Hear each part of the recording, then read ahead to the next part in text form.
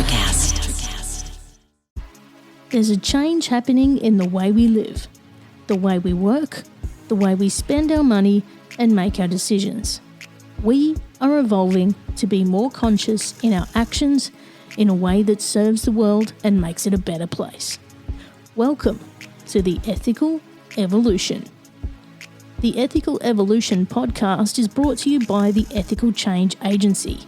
I'm Bindi, CEO and founder, and I am honoured to bring you the stories of those who create change through paying it forward and giving back. Ethical business owners and holistic healers who are determined to create collective change in the world. Once we have a change in consciousness, and through collective change, we can become one.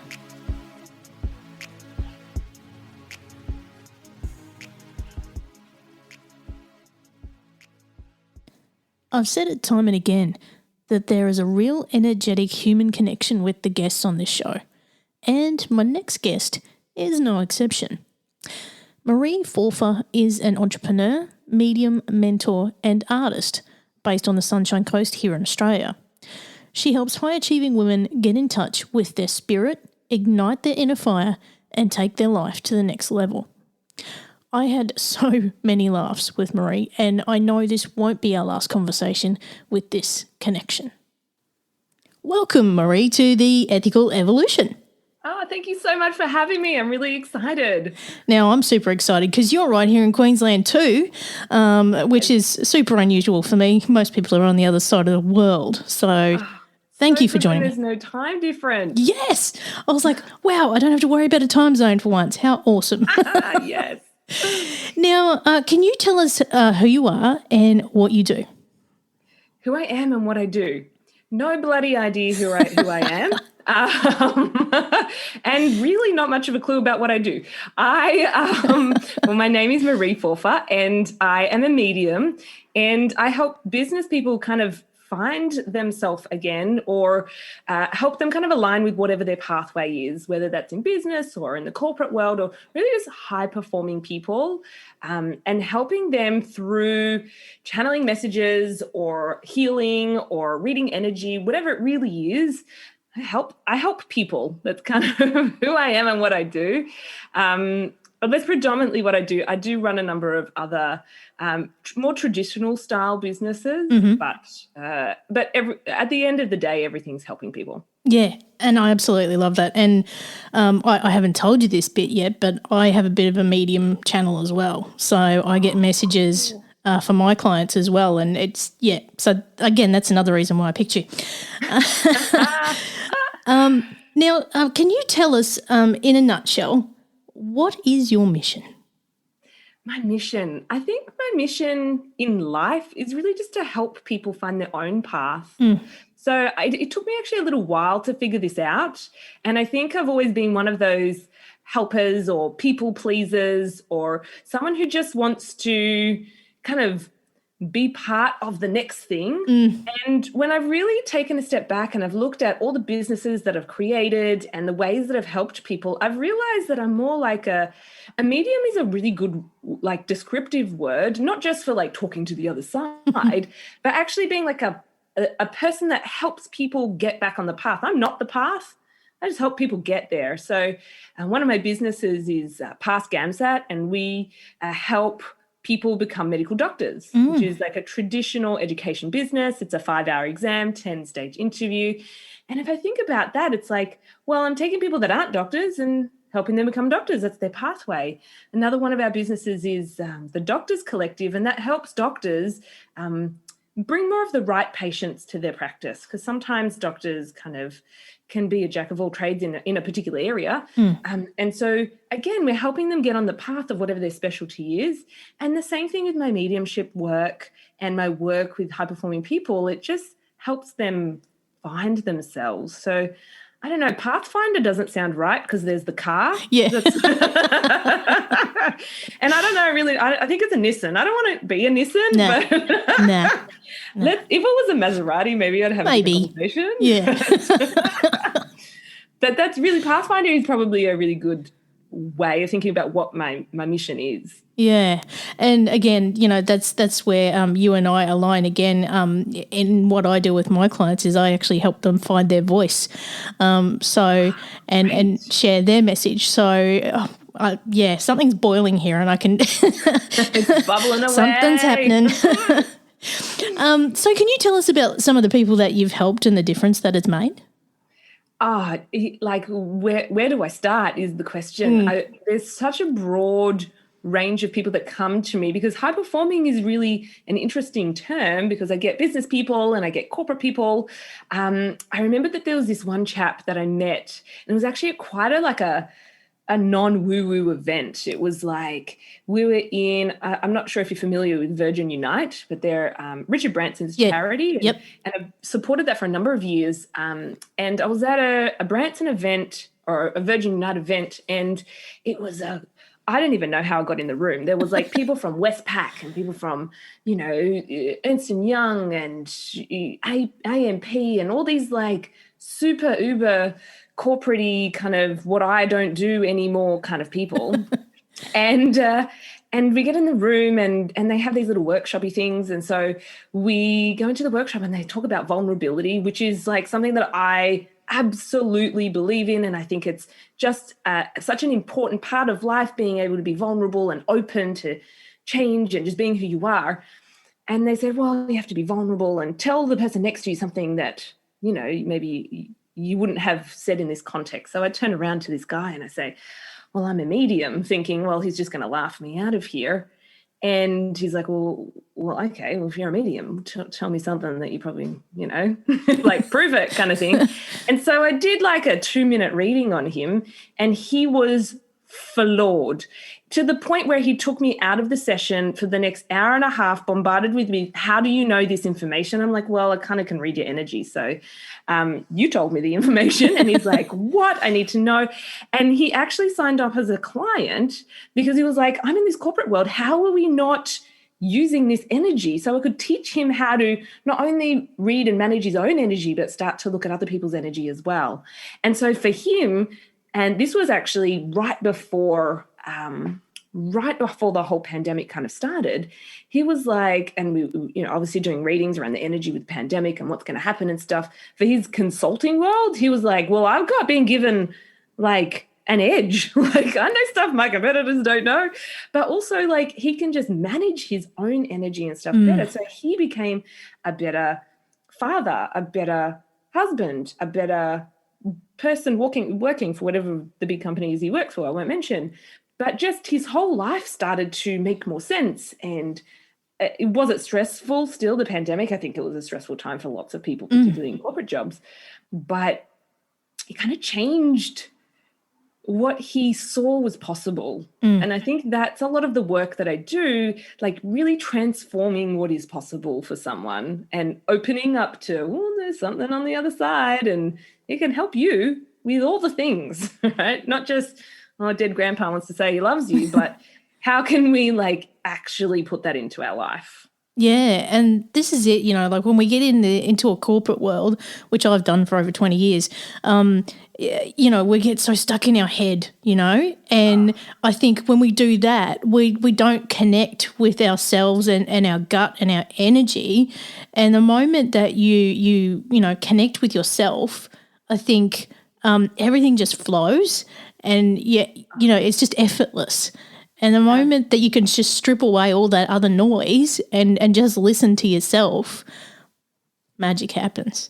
Yes. And I think that's like in the corporate world, yes, but also like the entrepreneurial world that I tend to live in. Like I have clients where they come to me and they're like, I'm stuck. Like I had this client, Janet, she came to me and she's like, I've got a blockage about this new thing that I'm launching and blah, blah, blah. Let's talk about that. And I was like, oh, I can see your energy is blocked there, but actually it's got to do with this thing all the way over here. And we're going to have to deal with that.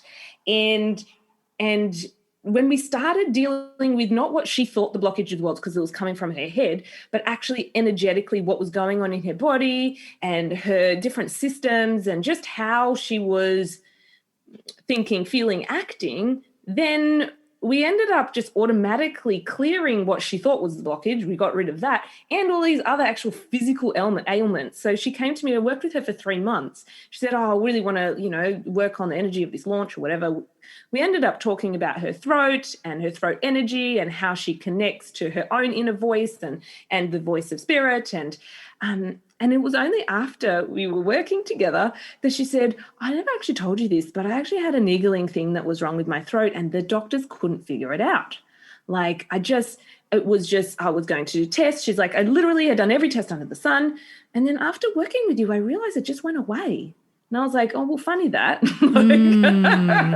Sometimes just moving the energy and starting to understand and go to what the core blockage is doesn't only just energetically open you up, but also physically. Like so true. And what we emotionally manifest becomes a physical thing, and I know I've done quite a lot of sound healing, and when you can actually release all of that resistance, my God, you're a whole new person. Yes. I think everyone's had that kind of feeling where they don't know what's wrong, but it's just like, oh, everything's kind of out of whack. Look, for me, sound healing is amazing, but obviously you can't do that every minute of the day unless you got your own bowls and stuff. So I just jump into the ocean and I jump into the ocean with the intention of clearing, and I swear to God, I do it every day. I come out a new bloody person. Like I come out and I'm like, oh, okay, that wasn't my stuff that was attaching to me. I feel myself again. How amazing. Yeah. And I don't think a lot of us make space for ourselves, do we? We get in our own way. Probably the most difficult thing I find with my clients, where the first part of working with me is always like, okay, I call it data in, data out. What data is coming in that we need to just like cut it off? And what are you spewing out that we also need to cut off, because none of that is helpful? And it's about creating a space where we can listen to, like, what is the insight saying? What is the intuition saying? And what is the instinct saying? And how do we decipher which one's which? You can't if there's no space. So that's clearing space is my number one tip to people listening. Yeah, wow. Oh, God, we could go on about this forever. But I'm curious to know, and I asked curious questions, I'm curious to know, when did you first find out that you had medium talents? Oh, goodness. It is an incredible story. I have been a medium, I believe, all my life, but I grew up in a very traditional Macedonian family. So my mum and my dad are both Macedonian. This is a little landlocked country just above Greece, former Yugoslavian, so just setting the scene. And so when I'd see stuff, it freaked my parents out. And they did some hocus pocus and basically closed my third eye. Wow. And I guess that was good at the time, because, as a kid, like, oh, there's someone in the cupboard. My daughter is actually very psychic as well, and I am a psychic, and I get freaked out by what she tells me. Whoa. So I can't even imagine if I wasn't a psychic how that would be scary. So it's been there, but it was shut down. And what happened was in 2014, I was traveling with my then boyfriend, who's now my husband, and we would travel 6 months on, 6 months off in Europe and the States, and then 6 months in Sydney. And so we were on one of our big trips, and we always worked when we were traveling, and our business was going great. Everything was kind of working on autopilot. So I started to just go, I'm kind of interested in this spiritual stuff. I'll check it out. And I got a Doreen Virtue book. I think it was like Talking with Angels or something about Angels 101. And it basically is like, you read a chapter and it tells you a little exercise to do. And I would be reading in bed with my literal doctor, like, boyfriend, who is like not really spiritual, let's face it, like very scientific doctor. That's what I do. And so he'd be reading some doctory book and I'd be reading my little angel book and doing the exercises, but not telling him, like just doing it on my own, whatever. Yeah. And he was going through a bit of a crisis, but he's also come from Europe. He was very kind of Polish. He came here as a refugee. He's Polish, grew up in communism, not allowed to like share a lot of stuff. And so he was having his own little crisis next to me in bed one day when I'm reading this book, and he's in his head going, should I leave medicine? Like, is this risk worth it? And I don't know, maybe I was a good doctor, maybe I wasn't, or whatever. And I'm doing the angels next to him, just like totally oblivious. And I see a spirit appear at the end of the bed. And I go, Tom, don't get freaked out, but I'm kind of like channeling spirits here. And I've got a lady at the end of the bed. I described what she looked like. And I said, she was a patient of yours. And you've always wondered if you did everything you could to save her. And she wants to say you're an amazing doctor. And what you did was incredible. And the reason why she died was not because of you. And that it was, just a comedy of errors, what really happened, one on top of the other, top of the other, top of the other. And that, the last thing that you did, it didn't matter what you had done. You were kind of the last person to come along. The damage was already done. And it was just her time to go. And there's no anger. And so I'm channeling this message to him. And he's just flabbergasted. He's just like, what? How do you know about that patient? And I was extremely specific with exactly who that patient was. And he was just like, what are you doing? Oh my God. And he was just, firstly, didn't know what to say. And then he was like, well, thank you. And the message that she gave him helped him make a decision whether he should stay in medicine or not. And then later that week, I go to a little church at the end of where all my ancestors are, in a tiny little village in the middle of nowhere. And totally forgotten about the dead woman turning up and, whatever, angels, whatever. I was visiting family, and I go to this little church where, it's literally in a village of 40 people, 40 houses, I should say. Probably about 40 people are left there, middle of nowhere. And I'm like, oh, let's go inside this church. This is where my dad was born. This will be really beautiful. All of my ancestors are buried outside of this church. I feel like I'm walking in. I'm going, I feel really good here. They open the door to the church, and I almost fall over from energy, like whacking me in the face. I'm just like, whoa, swoosh.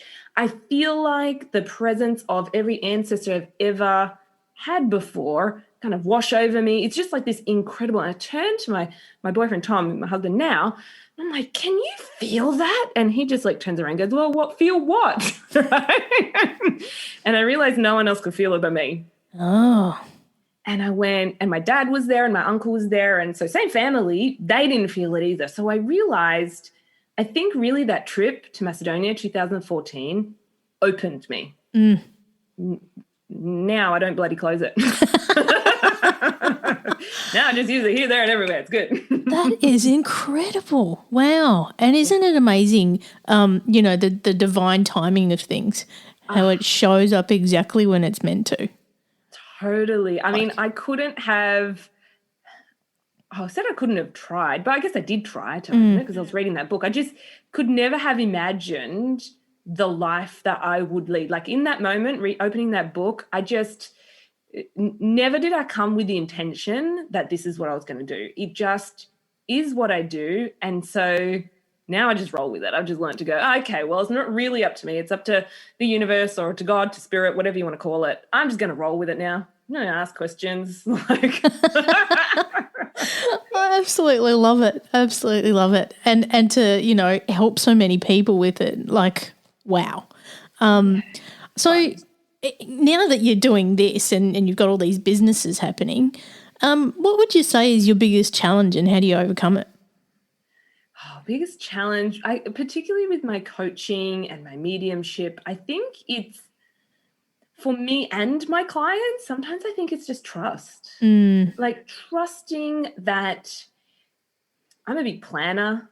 I'd love to have a schedule for everything and a nice little checklist. And I just don't get that in the work that I do. I have to sometimes just turn up and know, okay, I can't see the whole staircase. I just need to take the first stair and the rest of the staircase will appear when it appears. And I think for me that's difficult, and I've been doing this for so many years. I can't even imagine how hard that is for my clients who are, the people that have hustled to get really far in their business, or they're partners in a Big Four consulting firm, or they're, a manager at a bank, or, they've just done lots of stuff, particularly my entrepreneurs who are like the biggest hustlers in the world. just to slow down and trust, that's a big lesson. Yeah. It is big. Yeah, I have the same challenge with my clients. You know, they'll be doing all of the things. They want to be everything to everyone. But it's like, okay, you're going to have to let some stuff go now. And they're like just letting go of that stuff and focusing on what lights them up. Well, that can be so hard. Do they ask you the question? Because I get this all the time. How do I let go? Like, how do I let go? Because Yeah. I get this all the time. Yes.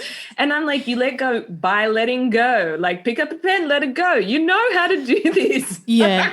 The other thing that I do is it's like, okay, we have an association with a particular, you know, service you provide or whatever it might be. And like, do you really love to do that? If you do, hang on to it. If you don't, let that shit go. Let it go. So I've got a 3-year-old, and of course she's obsessed with Frozen, like every 3-year-old in the planet, I think. Yes. And so I sing Let It Go Yes. day and day out. It's like my favorite song. I feel like it opens up my throat chakra as well. Like Yeah. it's actually, and a girlfriend of mine's a singing teacher, and she teaches kids to sing, and she's just stepped into the teaching kids to sing kind of role. She's like, oh, I'm singing these great songs, Let It Go. And I'm like, isn't it great? And she's like, yes. I'm like, it's so empowering. I think it's really made for adults as well as kids. Look, I think it's a universal message for everyone, not just Frozen. Now, the other message that I get is slow the fuck down. But I don't think that's a kid's song. No, might not be.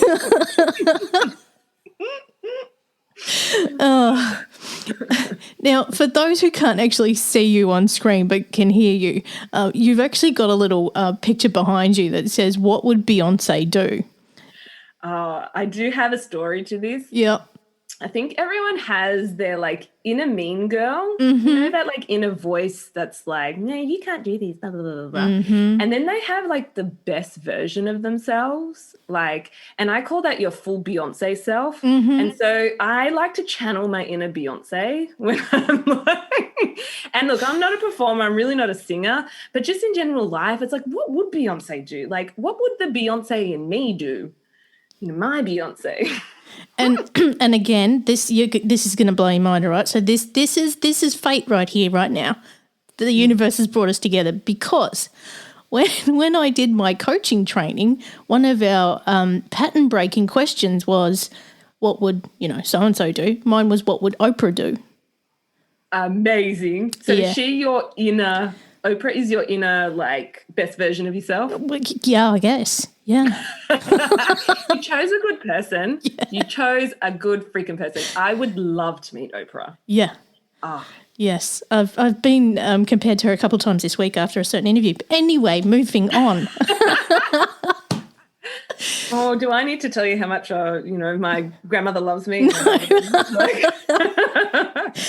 Oh, all right. We're going to go left field now. Yeah. Can you define for me what being ethical means to you? This is interesting because this is actually as part of one of the businesses that we run, we actually have to do ethics training, like medical ethics training.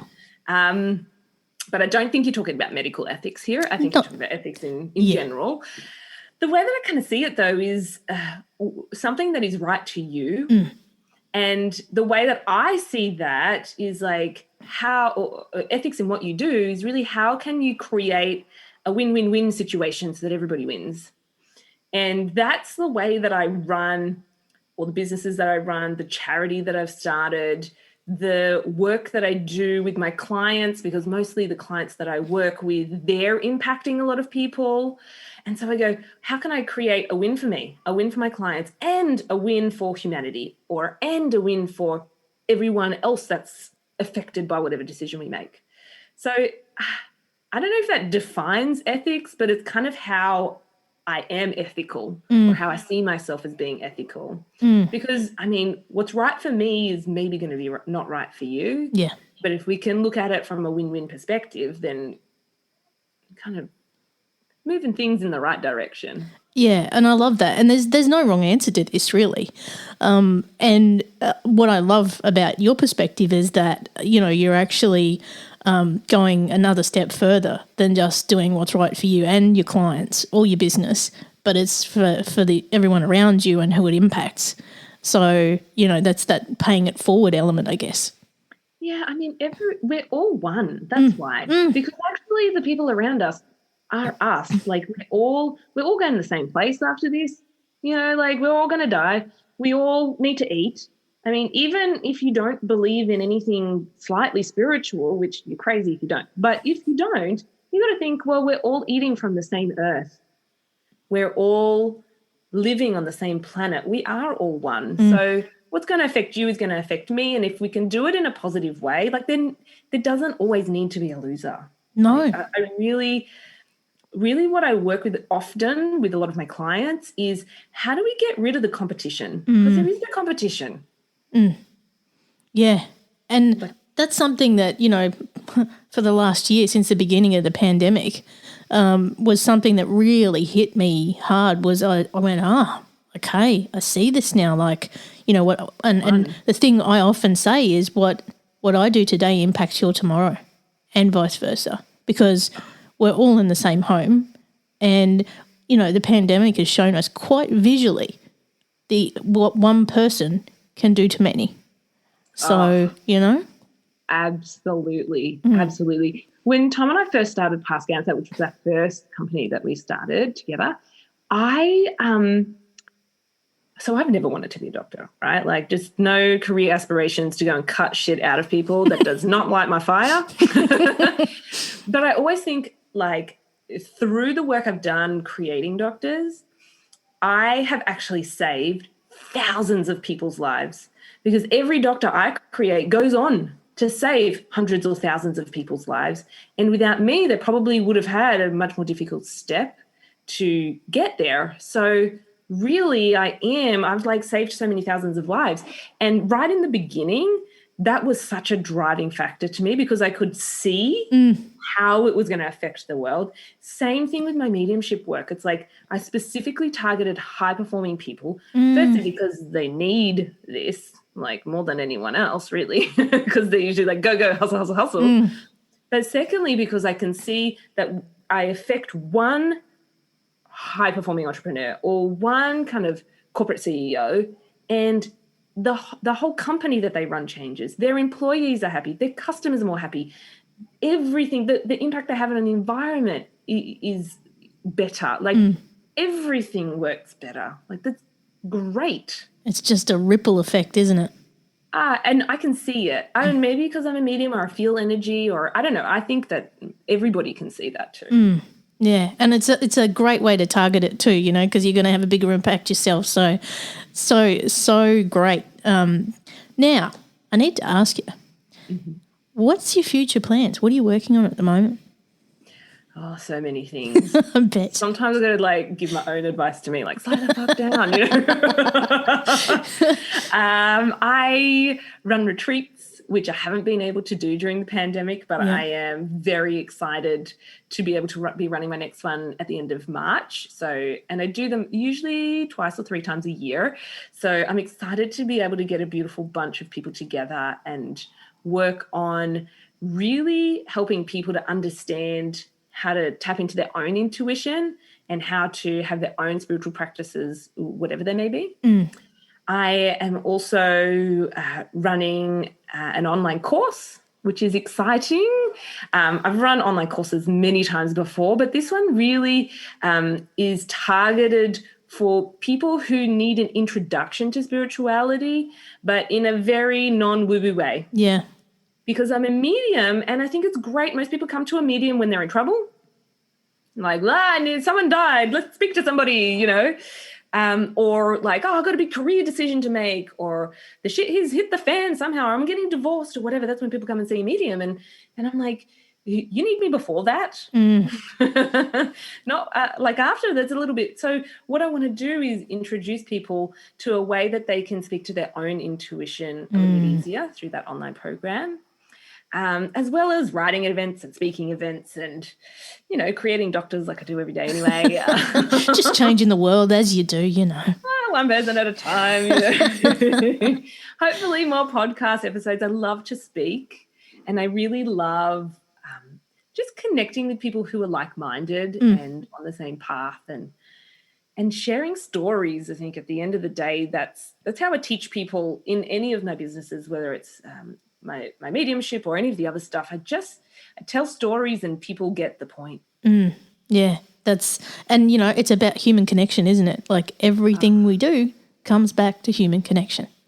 Absolutely. I mean, during the pandemic, wasn't that just a great lesson to understand how important that is? Yeah. Like, were you kind of separated from anyone, or like? Yeah, I was. At locally, my family and we didn't see each other for a while. Or if we did, it was at arm's length. But during that time, I was probably the busiest I've ever been, and created some of the greatest friendships I've ever had in my life. That's a blessing. Such a blessing. To be honest, I was quite busy as well. I don't know if it's just the field we're in where everyone's like, I need help now. Yeah. Or I think the other thing is that, like, when you stop, sometimes you realize what's missing and that you need a hand to get back on your path. When you stop going to your office and having to micromanage everyone, or, all the sales stop trickling in your business, and you go, wait a minute, is this a sign or is it not a sign? Should I be doing this or should it? And so I was very busy as well, which, it kind of, you got to take the goods when you can, like the positive side, because there are, like, my heart goes out to people that have lost loved ones, or, lost a job that they really needed, or I know there's lots of divorces. My parents actually their divorce started happening after 40 years. Wow. Well, not really because of the pandemic, but, in the pandemic. So we might, we can use that as a scapegoat, but obviously that's not the problem. But I think that that's happened to a lot of people. So my heart really goes out to people where that's really affected them too. Yeah. And again, anybody who's listened to me in the last year would have heard my revelation that, in 2020, I think we found what really matters. So much. Yes. So much. Yes. Oh my goodness. And isn't that refreshing? My prediction is going to be, though, this is going to go on a lot longer than anyone thinks. So much longer. I know everyone's like, just waiting till the borders open up. Just waiting till the international travel opens up. Just waiting till. And if you are in that place in your life where you're just waiting till when, then I think you're going to be bitterly disappointed by this pandemic, because it's going to go along way, way, way longer, and you're going to have your life on hold for a long freaking time. So just do all the things now.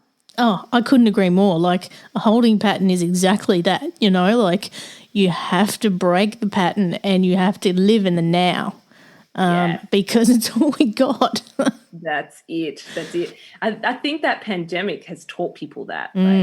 It can, or even the people who thought that everything was a sure deal, it can get ripped off out from under you so quickly. And I don't know, it's kind of, again, you got to take the good things when you can, because I think that's a great lesson to learn. Yeah, and it's finding the blessings in everything. And not saying that, it's been a bed of roses for everyone, but it's like finding the blessings where you can, even when the times are bad. So. Yeah.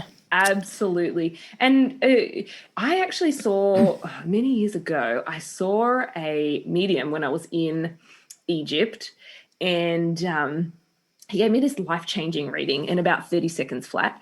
It was the shortest thing I've ever had, but it was so great. He said to me in his really thick Egyptian accent, he's like, Mare, do not put your foot into the suffering of others. You need to be the light. And you can tell them what to do, but you don't suffer with them. And I was like, oh, geez, Gamal, you hit the nail on the head there. Like, just because other people are suffering, you don't need to put your leg into the suffering of others, as you put it. And he's like proper, like Egyptian in the kind of kaftani kind of outfit. And like, he really was playing the part. But it's true, like you do have to see the silver linings where you can. because suffering is all around. We can look at it. We just don't have to feel it all the time. That's it. It's so true. Now, if people want to find out more about you, where can they go? My website's always a great start, Mare Forfa, MareForfa.com. I usually put on there what I'm doing, what's happening. Otherwise, follow me on the socials if you'd like to. I'm probably not as active as most. I don't really live on the socials. In fact, I did a bit of a digital detox and it changed my life. So I am starting to connect a little bit more on the socials. But my website's always the best way. You can send me a mail. We can connect if you'd like to. Awesome. Now, I got the last big question for you. Are you ready? What's the change you'd like to see in the world and how can we bring it to life? The change I'd like to see in the world. Wow, why don't you end on like a teeny tiny question next time? I think the change I'd like to see in the world is actually an emphasis on self-love. Because I think if we all started to see ourselves as worthy, to see ourselves as lovable, to love ourselves, or to even be taught how to do that. Like, let's look at that at a preschool stage and an education standpoint, and really, truly not being selfish and not being kind of, oh, she loves herself over there, but actually like truly just inside honoring who we are and loving that for all of the scars and the wounds and the traumas that we have, loving ourselves anyway. That is the change I'd like to see in the world. And I think the way that we do that is one person at a time, just becoming the light. Like, I can't make you do anything. I can't force love upon anyone, but I know that I can love myself. Despite all of the things that some may say are unlovable, I can love myself through that. And when you see me loving myself and I'm the light and I'm moving forward in faith, in confidence, knowing that I'm worthy, then that might inspire you to love yourself as well. So I think that's the only way we can do it. You see me, then you do it, and then someone sees you and they do it, and eventually we're like a little coronavirus and we all the self-love coronavirus. Let's just call it. And it's all across the world somehow. Self-love virus. Okay. Yes. Oh my God, I absolutely love that. I swear to God, that's the best answer I've had to that question so far. Oh, amazing. Well, I really truly believe that, when we all come from a place of love, true change happens that is not forceful, that is not hustle, and it's not a torture. We don't all want the same things. No. So we'll all just go after what is for our highest best, and somehow it will all work out. Oh, preach it, sister. Yes. Marie, oh my gosh, I knew there was a reason why I asked you to join me on the show, and I can't thank you enough for being a part of the Ethical Evolution. Oh, thank you. This is an honor, a blessing. I love to share my message with people, like-minded people. Yes, bring it. Thank you. Thanks for listening to the Ethical Evolution podcast. If you're an ethical business owner, change maker, or holistic healer who's determined to make a change in the world and you need support to spread your message, visit ethicalchangeagency.com to collaborate.